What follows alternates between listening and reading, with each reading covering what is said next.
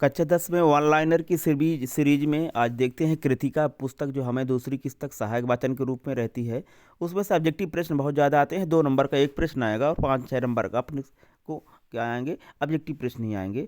One liner याद कर लेंगे तो पढ़ काम अपना हो जाएगा। माता का आंचल पाठ किसने लिखा है? शिवपूजन सहाय। ये कहानी प्रमुख विधा है। शिवपूजन सहाय का जन्म 19 के भोजपुर बिहार में हुआ था। शिवपूजन का बचपन का नाम भोलानाथ था। इनका ही जीवन को उकेरा गया है। शिवपूजन रचनावली के 4 खंडों में शिवपूजन की सहाय की प्रमुख रचनाएं प्रकाशित है। देहाती दुनिया के लेखक कौन है? ये परीक्षा में पूछ चुका है। भोलानाथ का असल नाम तारकेश्वर नाथ है। ऐसा रिपीट हो सकता है। अमनिया मीन्स होता है साफ करना, फटकना। सांप निकलने पर डर कर भागे, मैया के आंचल में छिपे थे। ये सारे प्रश्नों को रिपीट कर चुके हैं, पाठ को अच्छे से पढ़ भी चुके हैं।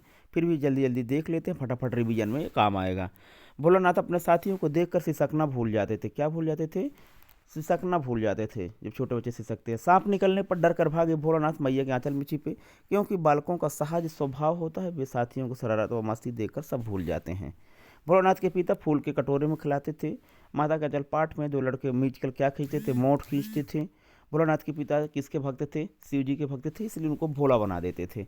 माता का आंचल पाठ में बाबूजी सुबह रामायण का पाठ करते थे। और शिव पूजन साहब मुक्त गद्य के लेखक ये आ चुका है। भोलानाथ पूजा के समय भभूत का तिलक लगाते थे। भोलानाथ और उनके पिताजी कभी कभी क्या लड़ते थे? एक खेल कुश्ती लड़ते थे आपस में और भभूत का तिलक लगाते थे। भोलानाथ और उसके साथी चूहों के बिल में पानी लूचने लगे। लड़के बंदे पीर और बंदर क्या लड़के और बंदर पराई पीर नहीं समझते, दूसरे के दुख को नहीं समझते। भोलानाथ के पिता राम नामा बही 1000 बार राम राम लिखते थे। भोलानाथ के पिता आटे की 500 गोलियां मछलियों को खिलाते थे। 23 में प्रश्न आ चुका है। भोलानाथ और उसके साथी अमोलों को घिस कर क्या बनाते थे? छोटा बच्चा पौधा होता है, अमोले कहते हैं। सहनाई बनाते थे। बरखाबंद होते बाग में बहुत से बिच्छू नजर आए। विपदा के समय भोलानाथ मैया के आंचल में छिपे। भोलानाथ अपने पिता को बाबूजी और मैया को बाबूजी और माता को मैया कह करके पुकारते थे। बचपन में भोलानाथ का अधिकांश समय अपने पिता के सानिध्य में गुजरता था। भोलानाथ उसके हम उम्र चबूतरे को एक कोनों को नाटक का घर बना देते थे। बोला कि बाबूजी ने नहाने वाली चौकी रंगमंच बनाने में काम आती थी। चौकी में क्या बनता था? रंग। भोलानाथ उनके साथ ही घरौंदे में किवाड़ काहे के लगाते थे? दिया सलाई। दिया सलाई मीन्स होता है माचिस की डिब्बिया से। भोलानाथ और उसके साथ ही टूटी चूहेदानी से पालकी बनाते थे। आम को उगते हुए पौधों को अमौला कहा गया है, जिसको घिस करके ये लोग सहनाई बनाते थे। मकई के खेत में क्या चल रहा था? चिड़ियों का झुंड चल रहा था। भोलानाथ जैसे बच्चों को वस्तुओं सुलभता से बिना मूल्य खर्च किए प्राप्त हो जाती हैं, परंतु आज के बच्चों को सामग्री खर्चने पर प्राप्त होती हैं। हिंदी का पहला उपन्यास है लाला श्रीनिवास दास का परीक्षा गुरु। स्मरण संस्मरण शैली में लिखा गया इनका जो निबंध है देहाती दुनिया, वो भी परीक्षा में आ चुका है। कृतिका के दूसरे पाठ में देखते हैं लेखिका मधु काकरिया के लिखा गया सना सना हाथ जोड़ी जो यात्रा वृत्तांत है। कभी जोड़ी बनाने को भी आते हैं। आगे देखिएगा, सिक्किम राज्य की राजधानी है गंगटोक। सना सना हाथ जोड़ी हिमालय पर्वत का यात्रा वर्णन किया गया है। गंगटोक का अर्थ होता है पहाड़। छोटे छोटे हाथों से ईश्वर की वंदना। गंगटोक राजधानी है, गंगटोक का अर्थ होता है पहाड़। सना सना हाथ जोड़ करते छोटे छोटे हाथ जोड़कर ईश्वर की वंदना करना। हिमालय की तीसरी है कंचन जंघा, जिसको आ चुका है। गंगटोक से 149 किलोमीटर की दूरी पर आपका थूमथांग स्थित है। 149 किलोमीटर की दूरी पर थूमथांग स्थित है। और देखिए लेखक मधु काकरिया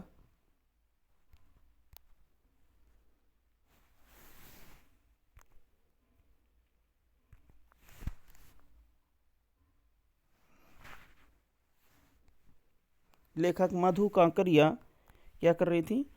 ड्राइवर का लेखक मधु काकरिया का जो ड्राइवर कम गाइड था वो जितेन नार्गे था।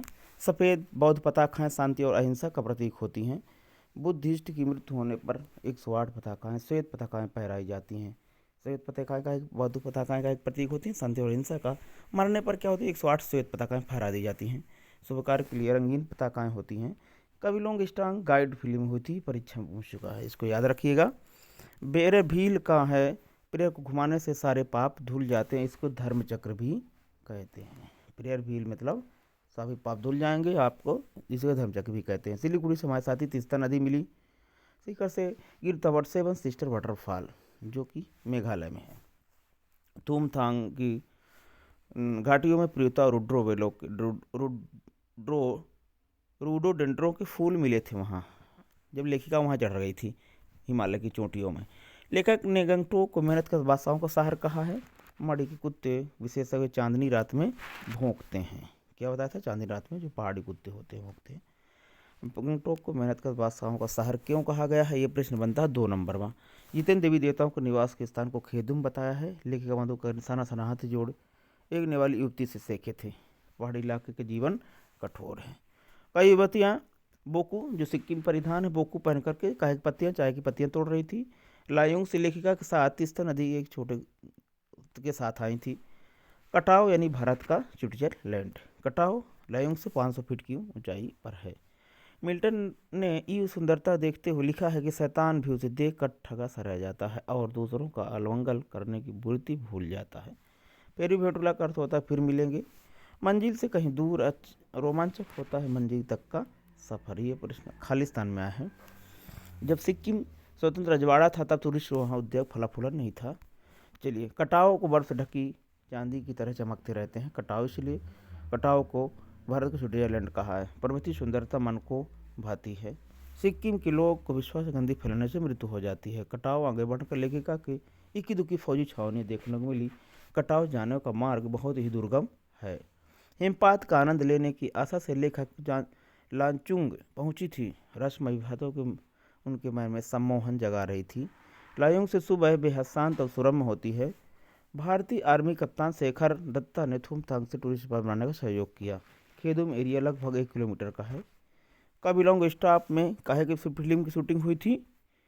गाइड फिल्म की शूटिंग हुई थी। डोको का अर्थ है बड़ी टोकरी जिसको लेकर के वहाँ काम करते हैं।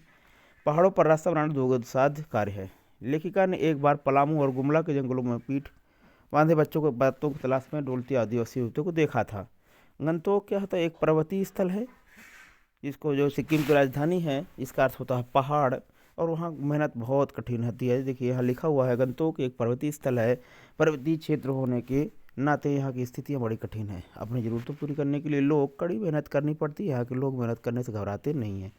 ऐसी कठिनाइयों के बीच भी मस्त रहते हैं। इसलिए गंगटोक को मेहनत कश बादशाहों का सार कहा गया है। ये 2 नंबर का प्रश्न आएगा।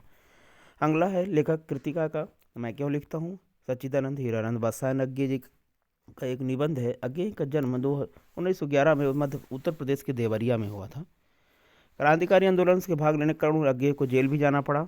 अज्ञे द्वारा संतवादी तार सप्तक के जन्मदाता भी हैं। ये लेखक जब जापान की यात्रा में गए थे और वहाँ उन्होंने अणुबम का बहुत देखने के पश्चात इन्होंने इस पाठ को लिखा ट्रेन में बैठ करके। देखिए क्या पूछ रहा है इसमें प्रश्न, मैं क्यों लिखता हूँ। यह प्रश्न कठिन है। लेखक उसकी अभ्यंतर व्यवस्था को पहचानता है उसके लिख करके। उनमें इसका अर्थ होता है प्रकाश या उद्दीप्ति। अज्ञे विज्ञान विषय के विद्यार्थी थे। अणुबम गिरा था हिरोशिमा में। कौन सा बम गिरा था? अणुबम। सैनिक महापुत्र में बम फेंक कर हजारों मछलियाँ मार देते थे। और लेखक के अज्ञे हिरोशिमा अस्पताल में देखा कि रेडियो पदार्थ आहत लोगों को कष्ट पा रहे हैं। लेखक अज्ञे ने घूमते हुए देखा कि एक जले हुए पत्थर से एक लंबी उजली छाया चिपकी हुई है। लेखक ने हिरोशिमा नामक कविता रेलगाड़ी में बैठे बैठे लिखी थी। और सन 1959 में अरियो करुणा प्रभामय संग्रह से हिरोशिमा कविता प्रकाशित हुई थी। लेखक में कृतिकार के स्वभाव और आत्मनुशासन का महत्व है लेखन में। और अज्ञे ने हिरोशिमा कविता भारत लौटकर लिखी थी ट्रेन में बैठे बैठे। हिरोशिमा कहाँ है? जापान में है। ये प्रश्न पूछ चुका है जापान में। अज्ञे एटम बम को मानव निर्मित सूरज कहा है। जापान यात्रा के दौरान जब लेखक अज्ञे में पत्थर से मानव को उजली छाया देखी तब उसके आपको हिरोशिमा का भुगता महसूस किया। लेखक अज्ञे बाहरी दबाव के कारण भीतरी व्यवस्था के कारण संपादकों के आग्रह पर कभी प्रकाशकों के कारण कभी आर्थिक व्यवस्था के कारण लिखते हैं।